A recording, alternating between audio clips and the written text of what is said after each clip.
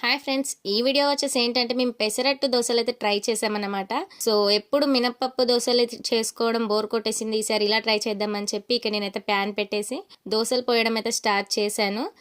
ఈ దోశలు చేయడానికైతే బియ్యం ఉన్ని పెసర్లు అయితే నానబెట్టుకోవాలన్నమాట. సో నైట్ నానబెట్టుకున్న పర్లేదు, ఒక 2 అవర్స్ అలా అయినా పర్లేదు అనమాట. సో మేము నైటే నానబెట్టేసాం.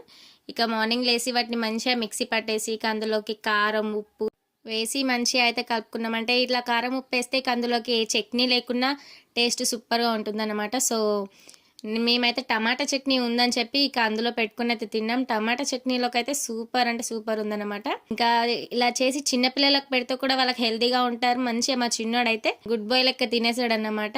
తనకు కూడా నచ్చినట్టుంది. ఇంకా లాస్ట్కి అయితే మా చిన్న కోడలు అయితే ఇక నేను చేస్తుండగానే ఆగలేదన్నమాట. సో ఇక ఫైనల్గా తనకు కూడా తీసుకెళ్ళి ఇచ్చాను. తను కూడా బాగుందని చెప్పింది. మీరు కూడా ట్రై చేసి ఉంటే నాకు కామెంట్ చేసి చెప్పండి. Thanks for watching.